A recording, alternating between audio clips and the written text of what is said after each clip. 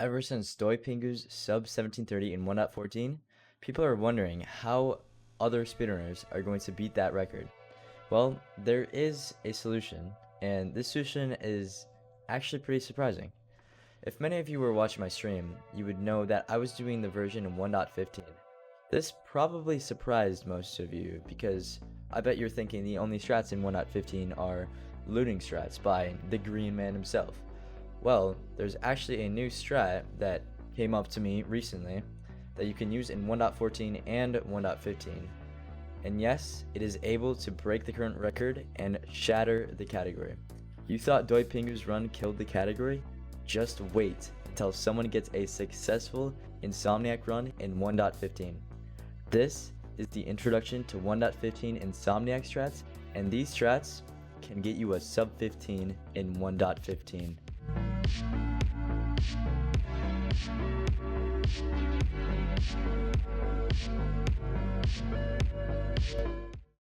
So these strats were developed and named by Duncan runs, Sichi 123 or Sichi, I don't know how to say your name, I'm sorry, and Sharpieman 20. Here is a theoretical run for these strats while I explain how they're done and where the word Insomniac basically came from. So, a little bit of background. Insomnia means that someone has persistent problems falling asleep and staying asleep.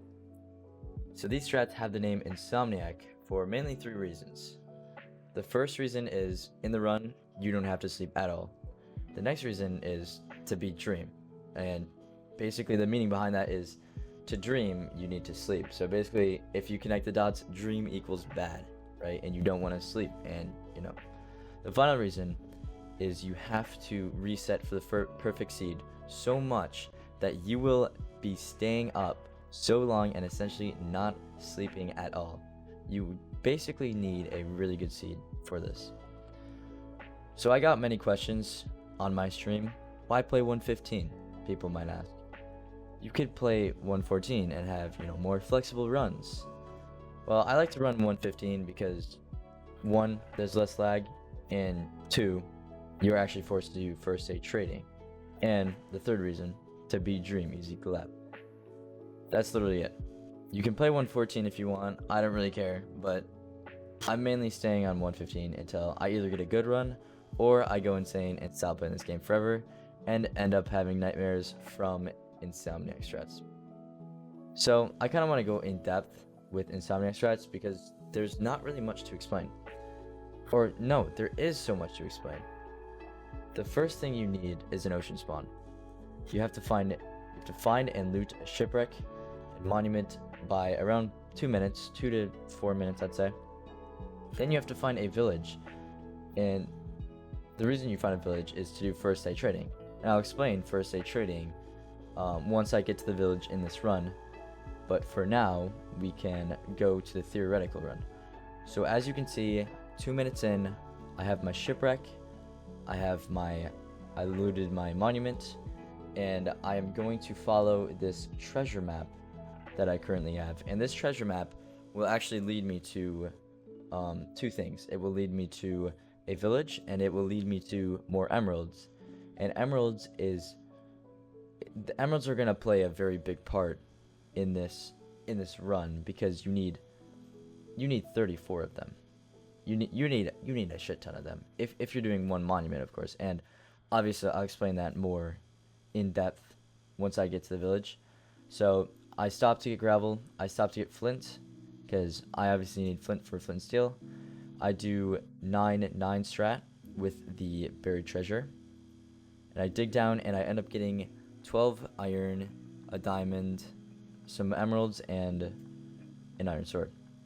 And these emeralds actually play a very big part in what's to come in this run. And as you can see, I see the village at the top of my screen, and I start heading over to it.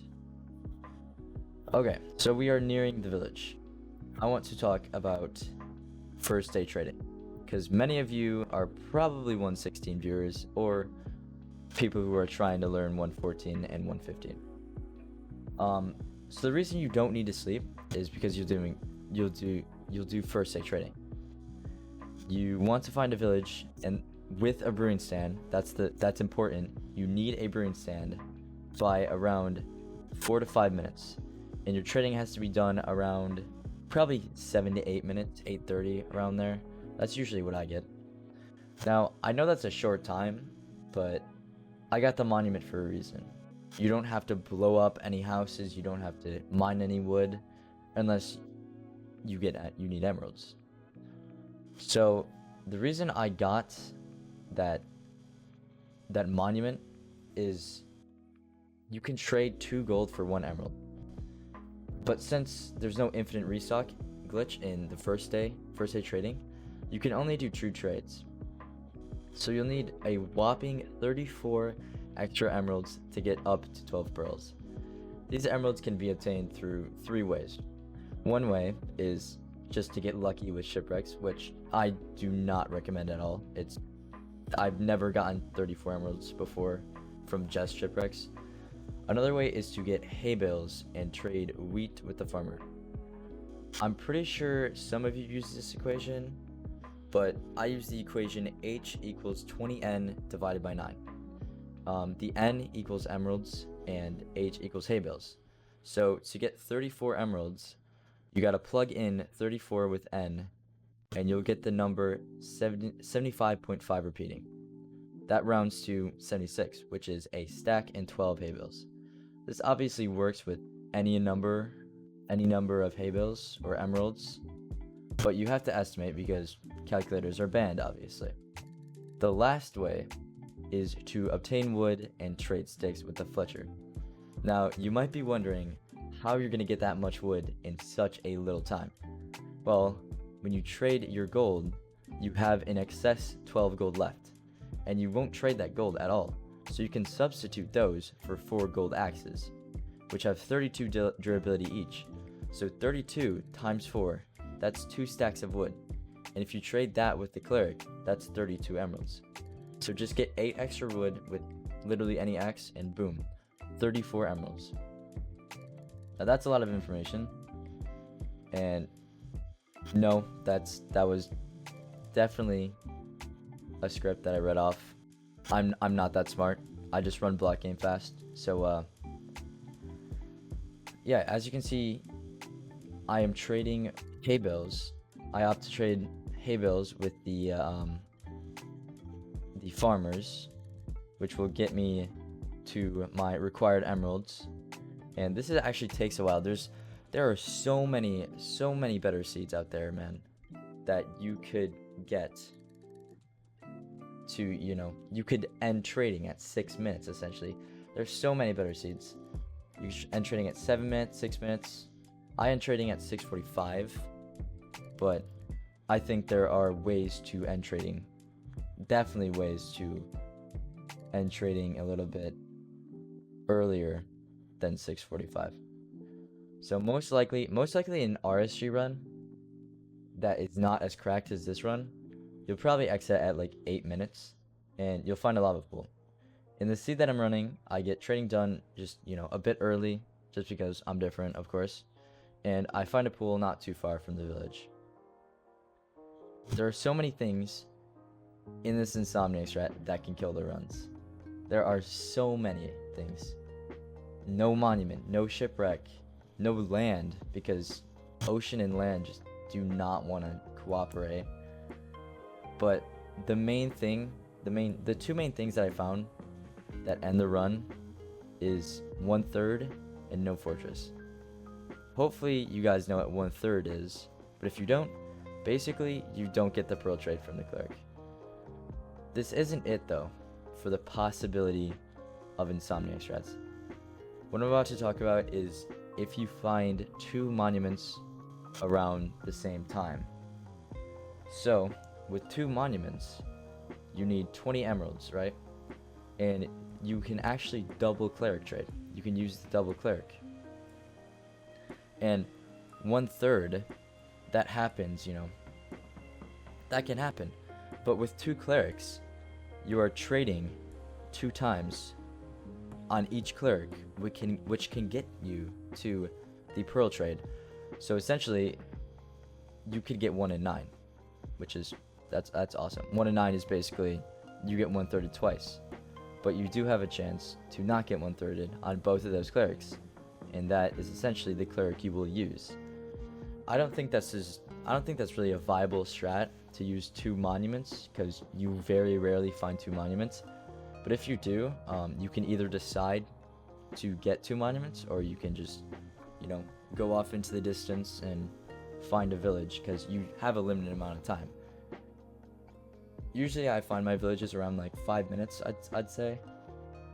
But sometimes I find villages in under 4 minutes, which is crazy. It's crazy paces.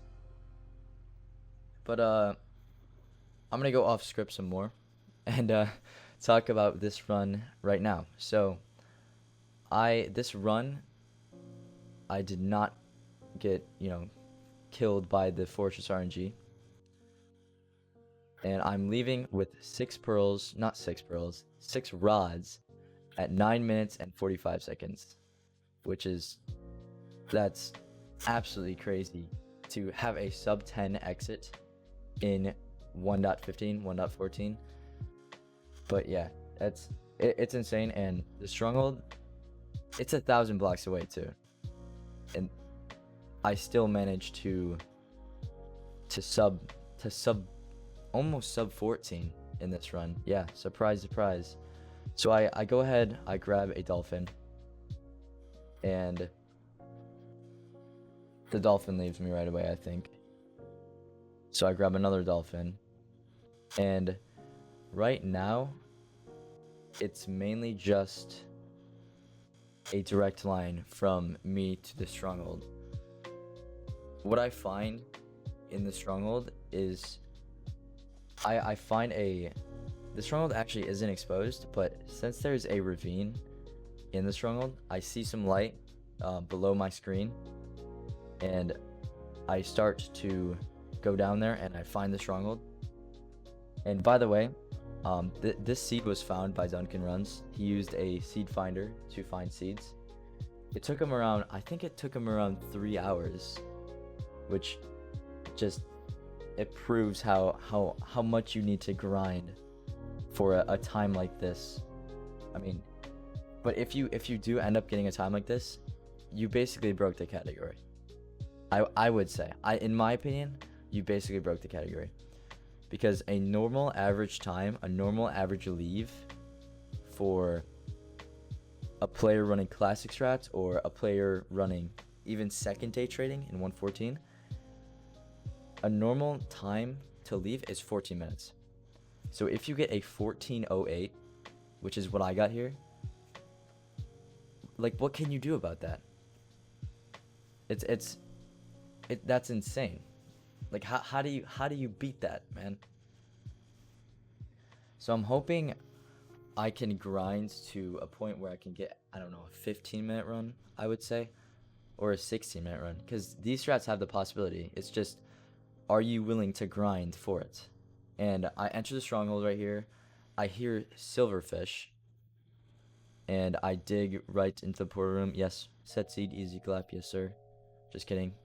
I tried to play this as RSG as possible, but I think if I took that extra time, I still would have a sub 15 anyway. So if I took the extra time to, you know, like, explore the Stronghold, I think I would still have a sub 15. So I enter at 12:30 or 12:20, which is absolutely crazy. I turn my hitboxes on, and I look at the dragon. The dragon has no hitbox. Oh, and by the way, the lava and the water that I do at the middle, that's really helpful for me.